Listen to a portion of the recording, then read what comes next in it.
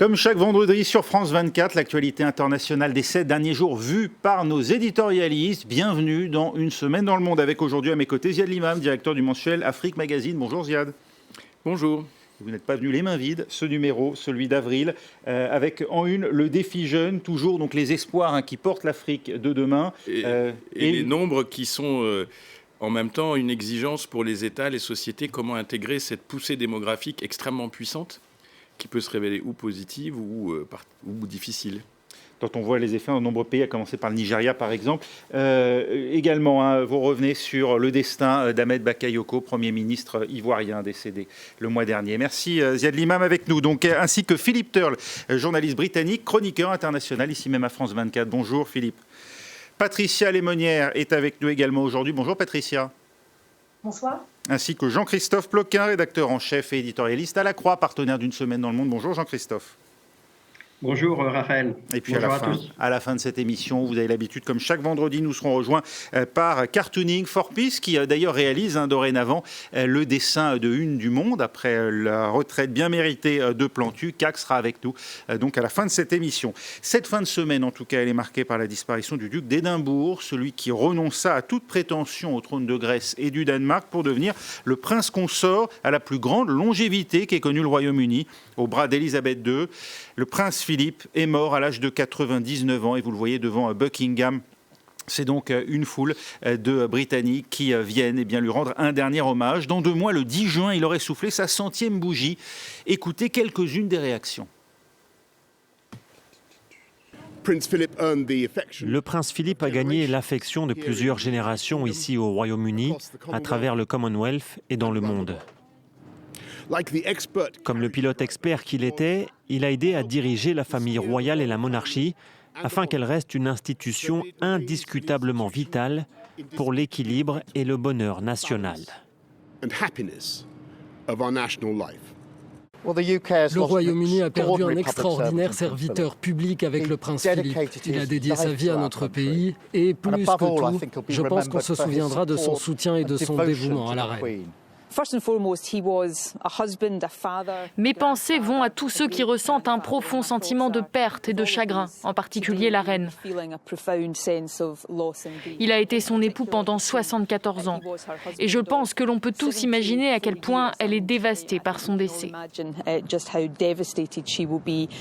Tout au long de sa longue vie, le prince Philippe a servi avec un dévouement désintéressé et un remarquable esprit de générosité. Il sera naturellement reconnu comme un soutien remarquable et loyal à la reine pendant tant d'années. Cependant, il doit être également rappelé et reconnu à part entière comme un homme clairvoyant, déterminé et courageux. Un hommage consensuel, vous l'avez vu, puisque même la chef du gouvernement écossais, l'indépendantiste Nicola Sturgeon, salue la mémoire du prince Philippe. Philippe Turle, il incarnait un pan de l'histoire contemporaine, celle du XXe siècle, une histoire, une époque désormais révolue, y compris pour la famille royale britannique. Alors, si vous considérez qu'en 1947, quand il s'est marié avec la princesse Elisabeth, il y avait encore presque l'Empire britannique.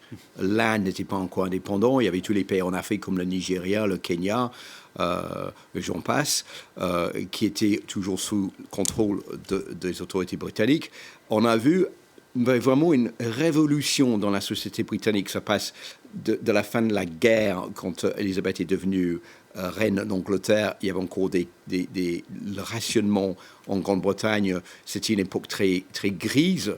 On a traversé l'époque des années 60, les Beatles, le Flower Power, Londres, Swinging London, etc., jusqu'à aujourd'hui. Donc, il n'y a rien qui a bougé dans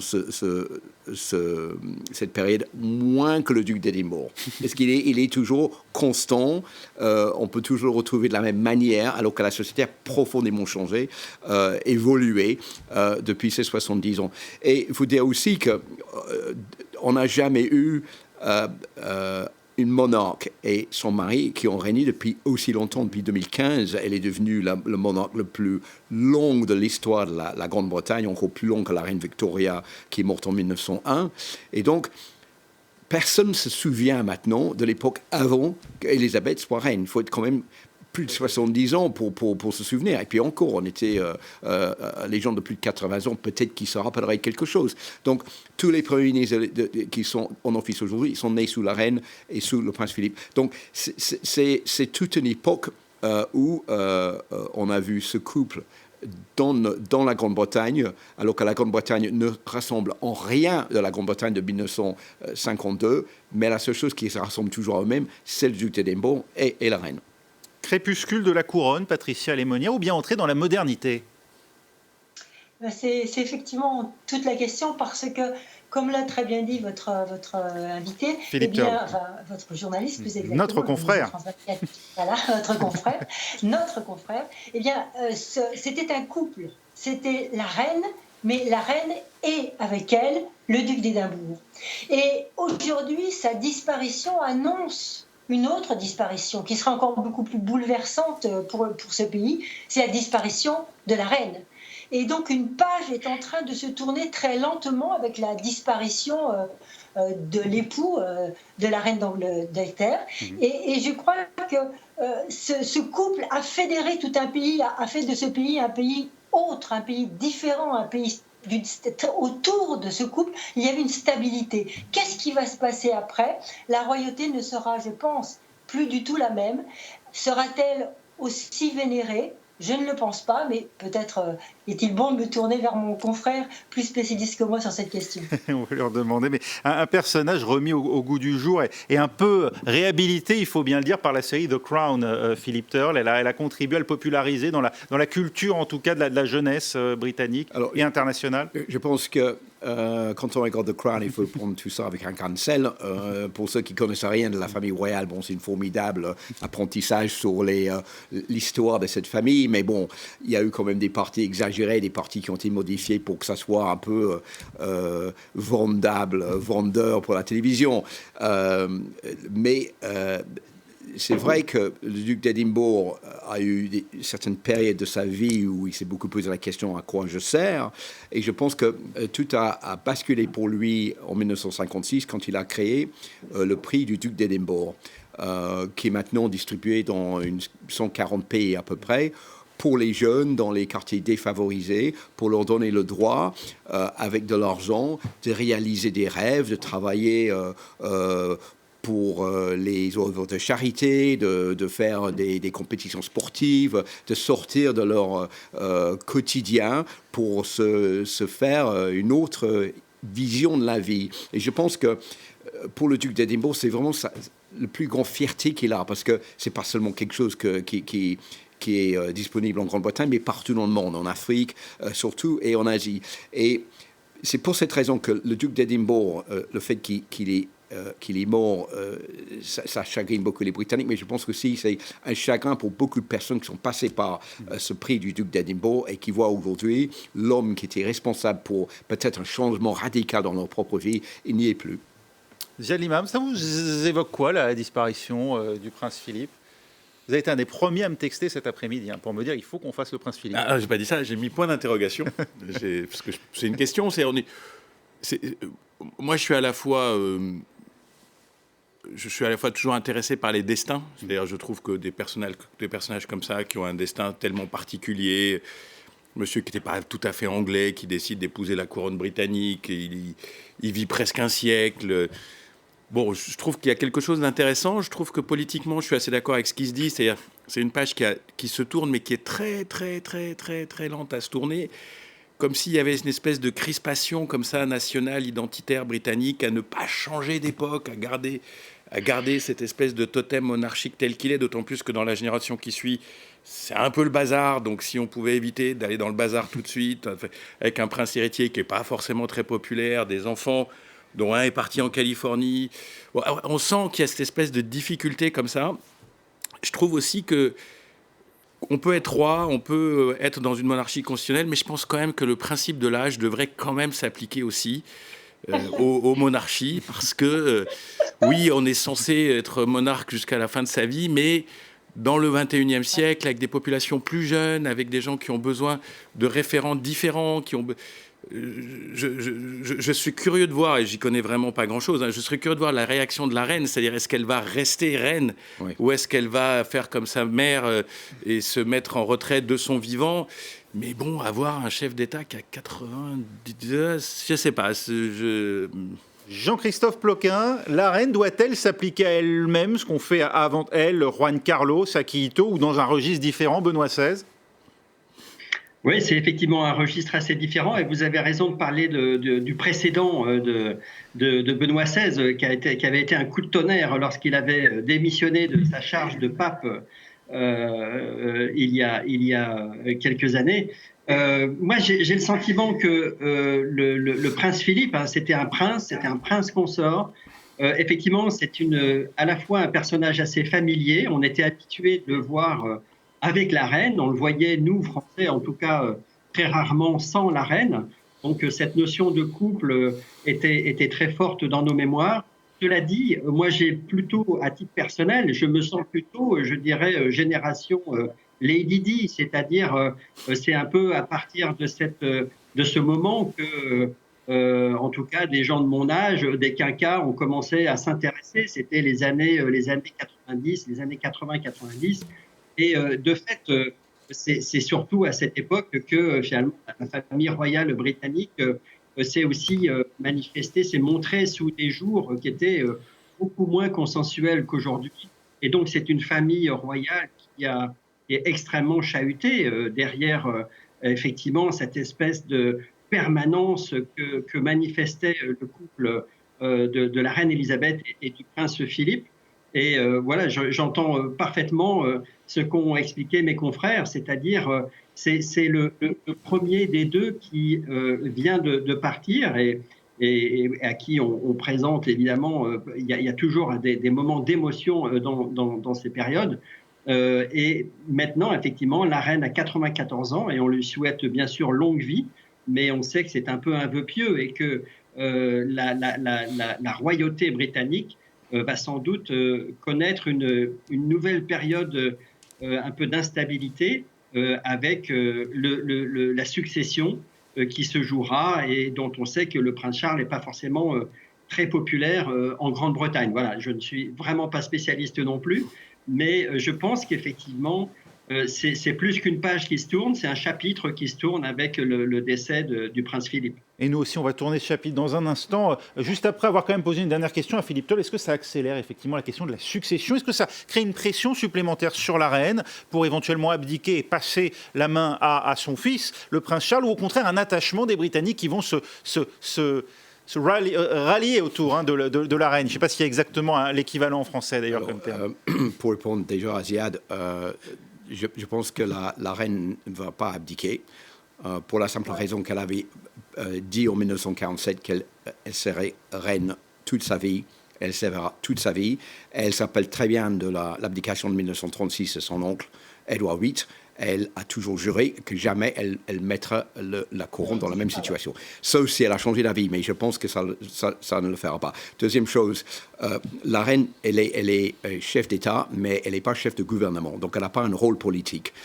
C'est pas elle qui décide ce qui se passe dans le pays. Elle a un rôle consultatif, mais elle ne va pas dire au Premier ministre, vous devez faire ceci, vous devez faire cela, je vais vous limoger. Ça, ce n'est pas son rôle. Elle reste complètement indépendante, mais elle peut conseiller si on lui demande. Donc, je pense qu'elle abdiquera pas parce qu'elle n'a pas un rôle politique dans le pays. Elle va avoir 95 ans ce mois-ci, mais elle est toujours en pleine forme. C'est elle qui a géré la question Harry et Meghan. C'est elle qui prenne toutes les grandes décisions. Et dernier point, pour le prince Charles, c'est automatiquement lui qui sera le prochain roi. On ne peut pas, par exemple, décider que c'est William qui succède directement à la reine, parce que c'est l'ordre de succession. Ceci, le prince Charles ne le voudrait pas, mais vous vous rendez compte, ça fait 70 ans qu'il attend ce poste, il ne va pas le renoncer à la dernière minute pour dire finalement, j'ai pas envie. Donc, ce sera lui, mais ce ne sera pas un règne, je pense, très long. Et ensuite, ce serait ce serait William qui prendra le relais derrière. Et je pense que William et Kate sont parfaitement parfaitement dans le mot, parfaitement calé pour le faire. Et donc, j'ai pas trop de soucis pour l'avenir de la couronne. Voilà, vous nous avez déjà fait les 30 prochaines années de couronne britannique, Philippe Turr. Cette semaine, l'Ukraine, elle est revenue en force dans l'actualité. Ce conflit gelé depuis 2015 et les accords de Minsk, le long d'une ligne de front au cœur du Donbass, est peut-être en train de connaître une brusque accélération avec les mouvements des troupes russes à la frontière. Moscou, de son côté, accuse l'Ukraine de chercher un prétexte à une offensive, tandis que Washington, jamais trop prudent, envoie 2 navires de guerre croisés en mer Noire. À prendre au sérieux, Jean-Christophe Ploquin. Oui, c'est un réveil de tension, effectivement, entre la Russie, l'Ukraine, mais derrière aussi les pays occidentaux. C'est vraiment la question de l'Ukraine qui est posée depuis la chute de l'Union soviétique et qui va sans doute rester posée encore pendant plusieurs décennies. C'est ce pays, finalement, qui est entre la Russie et l'Union européenne et également les pays de l'OTAN. Du côté occidental, l'Ukraine est voisine de la Roumanie, de la Hongrie et de la Pologne, qui sont des pays membres de l'OTAN. Et c'est donc un pays qui représente un enjeu stratégique à la fois pour la Russie et pour les pays de l'OTAN et de l'Union européenne.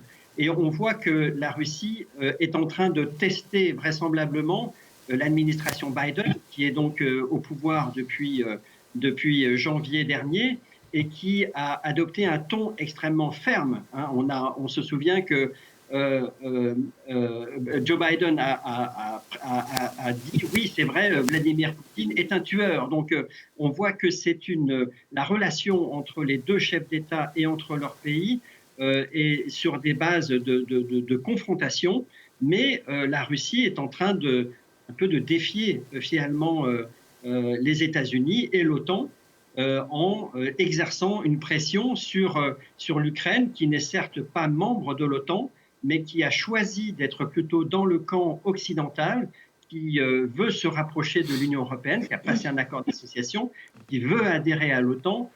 Et donc la pression exercée sur l'Ukraine est une façon de mettre au défi les Occidentaux et notamment les États-Unis de venir au secours de l'Ukraine. Il y a une sorte de piège stratégique qui est lancé par la Russie et qui oblige les États-Unis et les pays de l'OTAN à trouver une réponse adaptée à ce défi. Voilà, et comment les Européens et les Américains vont-ils se positionner face à ce défi ? Eh bien, on y répond dans un instant avec nos invités. Restez avec nous.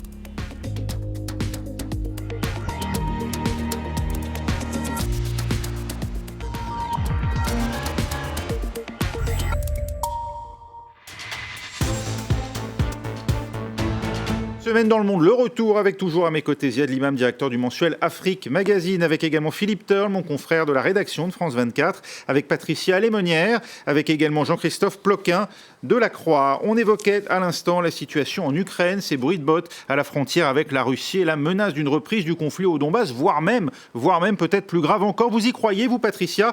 Et est-ce que dans ces conditions, Joe Biden a raison de continuer à faire miroiter peut-être à l'Ukraine une future adhésion à l'OTAN ? Alors, personnellement, je ne crois pas à une déflagration, même si on n'est pas à l'abri de quelque chose de plus violent. Mais je crois surtout que Vladimir Poutine veut tester l'administration américaine. L'Ukraine est un peu un point où ils s'affrontent, un point d'affrontement entre ces deux grandes puissances. Et donc là, montrant ses muscles sur l'Ukraine, il juge jusqu'où va aller l'administration américaine. Et on voit que l'administration américaine ne recule pas, puisqu'ils envoient 2 navires en mer, à côté donc des côtes ukrainiennes, que Joe Biden campe sur ses positions.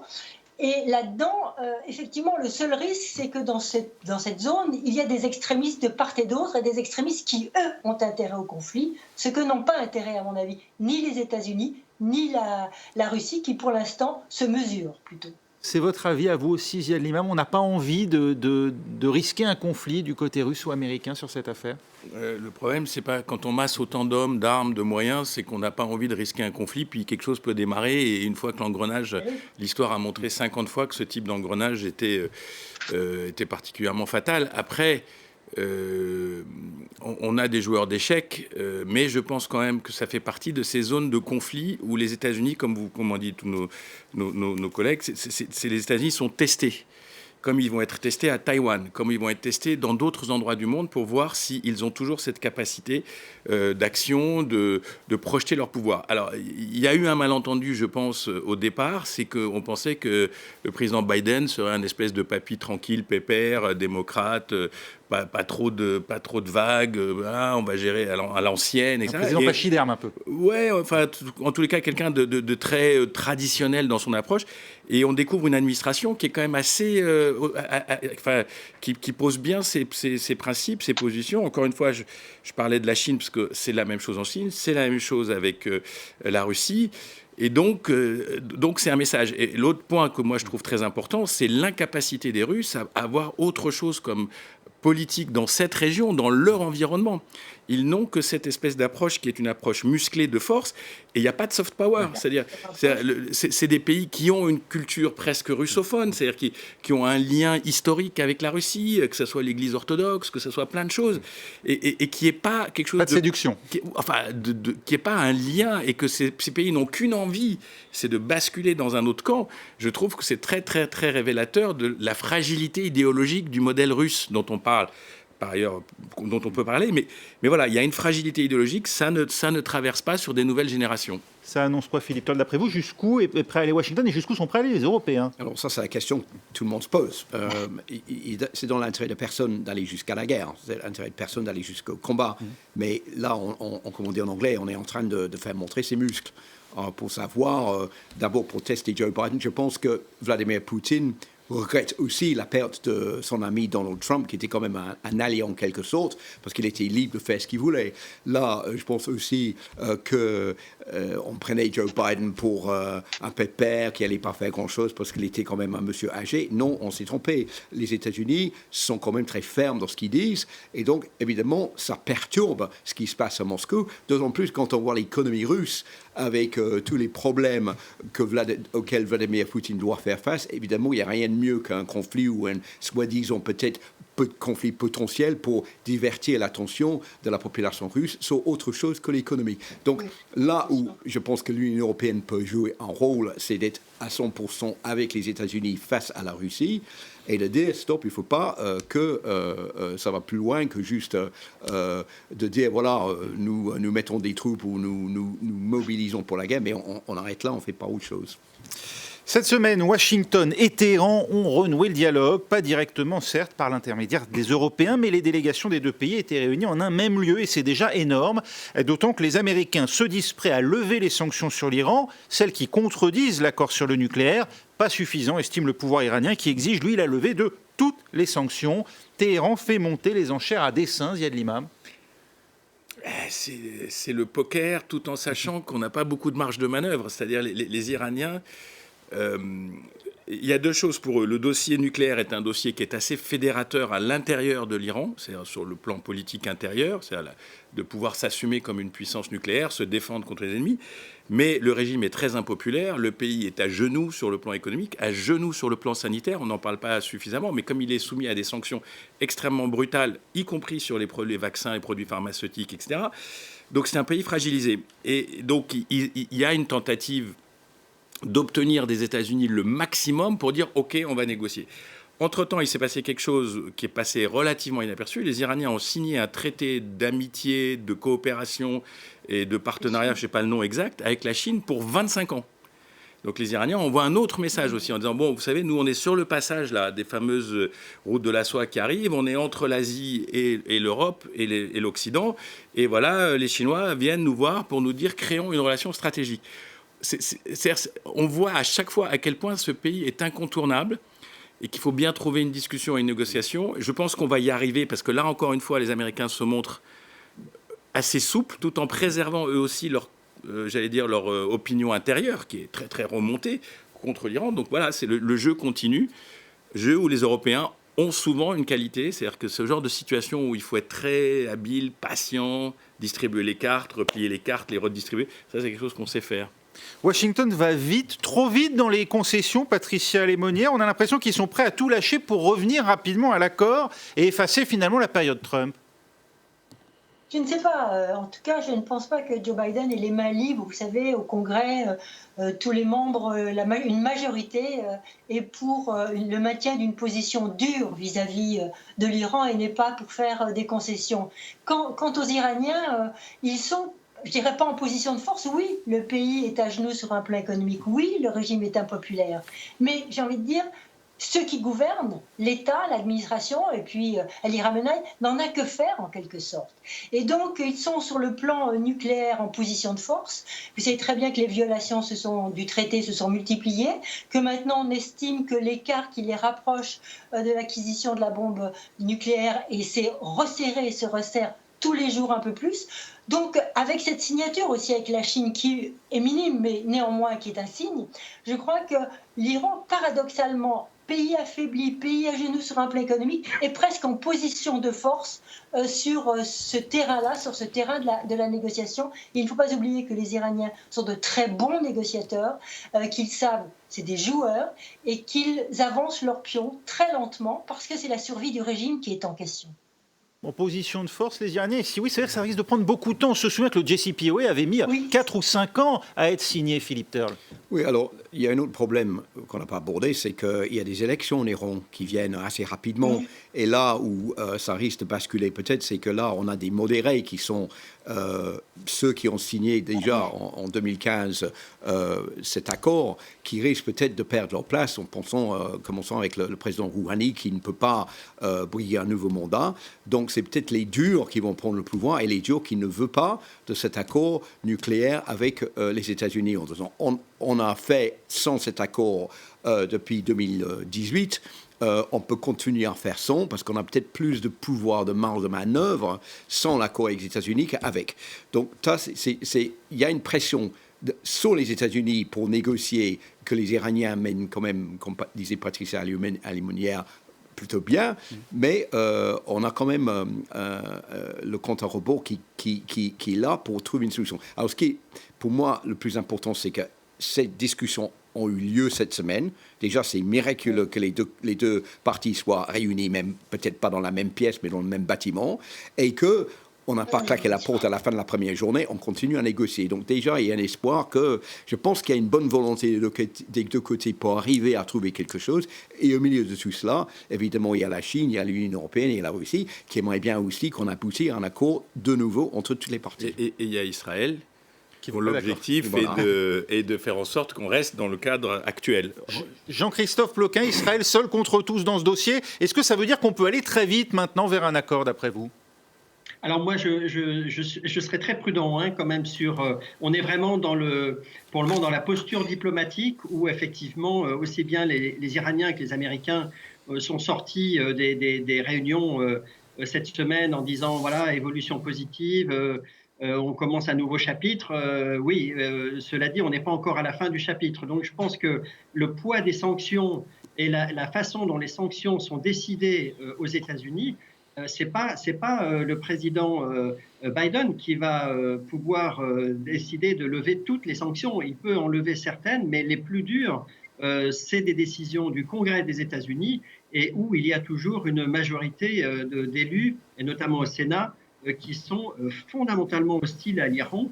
Donc ce sujet, enfin ce chapitre ne fait effectivement que s'ouvrir.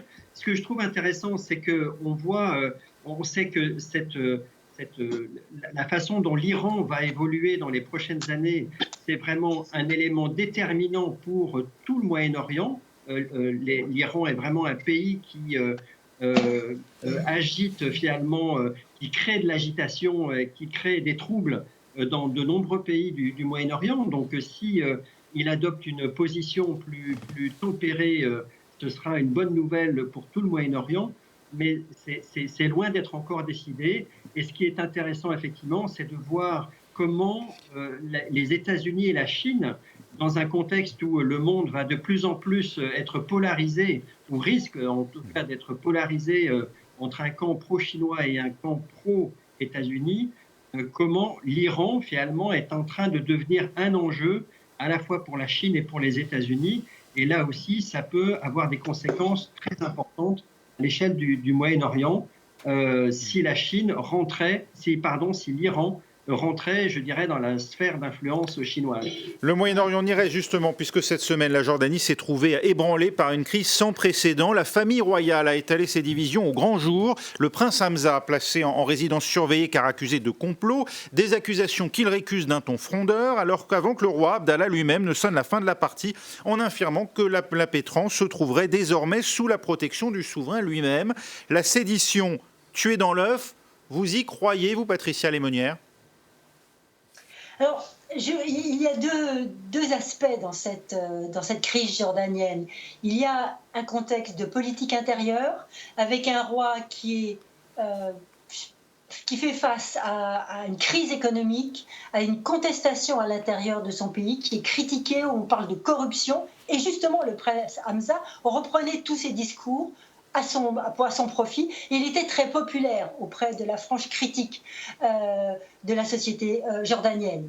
Donc je crois que le roi a voulu, par ce truchement, en finir avec ces risques de contestation à l'intérieur. Et puis il y a un deuxième volet, qui est le volet extérieur. Et là, c'est en fait les conséquences peut-être de cet accord d'Abraham dont on n'a pas bien mesurer peut-être nous ici toutes les conséquences. Maintenant, Israël, l'Arabie Saoudite, qui est accusée, soupçonnée d'avoir joué un rôle dans ce fameux complot. Donc Israël, l'Arabie Saoudite, les pays du Golfe, tout ça bouge, se connecte, se contacte, passe des accords. Et l'on voit bien que la Jordanie est inquiète. Elle est à part. Elle ne marche pas dans cet accord d'Abraham. Elle joue un rôle à part. Elle est aussi très inquiète. Par exemple, prenez la mosquée d'Al-Aqsa. Pourrait être gérée par l'Arabie Saoudite, alors qu'elle est gérée aujourd'hui par la Jordanie. Autre sujet d'inquiétude. Donc il y a ces deux aspects qui sont concomitants et qui sont peut-être à l'origine de cette crise sans précédent. Ziad Limam, on ne sait pas tout visiblement de ce qui s'est passé en Jordanie. Le saura-t-on d'ailleurs un jour ? Ça, c'est le principe des règlements de compte dans les familles royales, c'est qu'on n'a pas tout le détail. Mais non, moi je pense que il y a quand même un contentieux, tout le monde en a parlé, que le prince Hamza, qui est plus populaire, qui est plus proche des gens, etc., était prince héritier. Il n'est plus prince héritier depuis de longues années, au bénéfice du fils du roi. Bon, on peut comprendre que ça laisse des traces. Moi, je pense aussi que ces crises apparaissent à des moments où les facteurs se réunissent. C'est-à-dire qu'il y a à la fois un pays qui est durablement fragilisé par une crise économique longue, assez continue, le Covid qui vient aggraver ces crises économiques et qui vient remonter les fractures vers le haut. Et puis surtout, la Jordanie, c'est un pays qui a été relativement épargné par les printemps arabes. Il y a eu des débuts, il y a eu un début de fronde qui s'est assez vite normalisé parce qu'il y a eu des promesses. Et ces promesses d'ouverture, de démocratisation, etc., n'ont pas été tenues. Et donc on a un moment de perfecte crise, quoi. Il y a à la fois la tension économique, tension liée au Covid, tension liée au fait que la société ne s'est pas démocratisée. Le tabou de ce pays qui est que 70% des habitants sont palestiniens. Et donc, il y a toujours ce fait qu'ils sont liés complètement consubstantiels au conflit. Et comme disait Patricia, ils sont un peu sortis du flux stratégique. C'est-à-dire, leur position d'être pays... Vous pensez que les accords d'Abraham jouent aussi un rôle dans cette Ça joue parce que les cartes sont redistribuées. C'est-à-dire, il y avait l'Égypte et la Jordanie qui étaient en gros les deux seuls pays avec qui on pouvait transiter pour avoir un dialogue avec Israël. Et puis la Jordanie, quand même, gardien des monuments. Et gardien, pour l'avoir vécu de manière personnelle, ils sont gardiens jusqu'à la porte, mais pas au-delà de la porte. Faut pas exagérer sur ce truc dont tout le monde dit, le Waqf, tout ça, le Jordanien essaye de maintenir une présence sur l'esplanade, mais qui est vraiment, moi je trouve très symbolique. Il suffit de voir qui est devant la porte, des soldats israéliens surarmés. Bon, on passe là-dessus. Mais voilà, donc ils sont en espèce de souffle comme ça. Et ça s'exprime par une espèce de conflit familial, renseignements, services secrets, tribus, etc., auxquels nous, on n'a pas tous les accès. Mais je pense que la scène est posée quand même. On va aller voir tout de suite CAC qui est avec nous pour les dessins de presse, CAC, sur les sujets que nous avons abordés aujourd'hui. Bonsoir Raphaël, mesdames et messieurs, bonsoir. Alors, nous allons donc reprendre dans l'ordre les trois sujets. Pardon, pas de dessin sur le prince Philippe. Je suis navré, mais l'information est tombée trop tardivement pour nous. Donc, je vais passer directement, si vous voulez bien, à l'Ukraine, avec ce premier dessin de Bado, dessinateur du Canada. Alors il reprend, et oui, un symbole avec lequel on aime bien jouer quand on parle de la Russie, les poupées russes, bien entendu, et avec un Vladimir. Je me sens à l'étroit à l'intérieur des frontières actuelles. Et du coup, on se demande si le grand chapeau de la poupée, celui qui est posé au sol, n'est pas posé par-dessus l'Ukraine. C'est la question que pose ce dessin. De Badeau, dessinateur canadien, en enchaîne avec le Mexique. Dessin de Dario, je l'aime bien ce dessin, il a un petit côté vieillot, il fait un peu penser à ces gravures qu'on trouvait quand on étudie les premiers dessins de presse il y a quelques années, où vous voyez donc cette femme ukrainienne qui essaye de se faire prendre en stop par un char de l'OTAN. Je ne sais pas si elle va y arriver, surveillée et peut-être même menacée, le sait-elle, par l'ours russe qui est derrière le buisson que vous voyez. Et puis, moins sympathique avec l'OTAN, celui-ci, 3e dessin sur l'Ukraine de Kazanevski. C'est peut-être parce qu'il est ukrainien lui-même, Kazanevski, qui fait ce dessin. Là, l'OTAN n'est qu'un épouvantail derrière lequel vous voyez un oiseau ukrainien qui appelle au secours face à l'aigle, à 2 têtes, l'aigle russe qui fonce vers lui. Visiblement, aucun des 2 oiseaux n'a vraiment peur de l'épouvantail. C'est terrible. On va passer maintenant au dossier de l'Iran. Premier dessin, plutôt positif. Je l'ai choisi parce que les dessinateurs de presse souvent se moquent, ne sont pas très positifs, parfois cyniques. Et ce dessin est un peu différent. Le dessin montre qu'il y a de l'espoir dans le talk, dans les conversations. Peut-être ces conversations seront la goutte d'huile qui fera que l'engrenage se mettra en place et roulera bien. Donc vous voyez cet engrenage qui commence évidemment par la roue américaine et la roue iranienne, suivi une petite roue nucléaire, plus inquiétante que les autres, et derrière tous les pays ou continents qui peuvent être impliqués dans ce débat. Mais revenons quand même à la bonne plaisanterie. Donc ce dessin, était de Ali Jamshidfar, un dessinateur iranien. Et maintenant, passons à un dessin de Raïma, dessinatrice du Venezuela. Alors elle, c'est plus drôle, elle reprend l'image quand vous avez 2 personnes qui sont ensemble, mais il y en a une qui conduit et pas l'autre, l'image du sidecar. Donc là, vous avez évidemment Biden qui est dans le sidecar en forme de fusée, sans doute fusée nucléaire. Il n'a pas l'air complètement à son aise. Et enfin, je l'aime beaucoup celui-ci parce qu'il croise 2 actualités, une qui n'a échappé à personne tant elle était spectaculaire. C'est un dessin d'Emma Dajjaj, dessinateur jordanien, où il reprend donc ces discussions américano-iraniennes qui sont bloquées depuis un bon moment. Elles sont bloquées comment ? Eh bien, comme le cargo qui bloquait le cœur du canal de Suez. Et enfin, la Jordanie, eh bien, où est-ce qu'il y a des rois ? Il y a des rois dans les jeux de cartes. Et c'est à nouveau Emma Dajjaj, dessinateur jordanien, qui nous propose ce petit clin d'œil. Le roi qui rappellera l'ordre, le valet, en l'occurrence le prince, et qui quelque part, le rappelle à l'ordre, et l'adoube, avec cette fameuse épée. Le prince, si vous le regardez, ce petit détail qui tient à la main un téléphone portable, sous-entendant peut-être qu'il joue beaucoup de son image et des réseaux sociaux. Et puisque vous m'avez invité, vous n'avez pas parlé du Rwanda, je vais tricher, je rajoute un dessin, tant pis. Le dernier, je vous promets, mais il est sublime. C'est un dessin d'Herman paru dans la Tribune de Genève sur le Rwanda. Rwanda, le rapport d'historien qui accable Mitterrand. Et regardez ce dessin magnifique où vous voyez une pyramide de crânes, telle la pyramide du Louvre qu'avait fait installer notre ancien président de la République devant le Louvre. Vraiment magnifique. C'est tout pour moi, Raphaël. Merci beaucoup, Kak. C'était les dessinateurs de presse donc, qui suivent l'actualité avec Cartooning for Peace. Merci à Ziad Limam d'avoir été à mes côtés, Patricia Lémonière qui était avec nous aujourd'hui, ainsi que Jean-Christophe Ploquin de la Croix et mon confrère de France 24, Philippe Turle. C'est la fin d'une semaine dans le monde. Dans 9 minutes, un nouveau journal. Restez avec nous.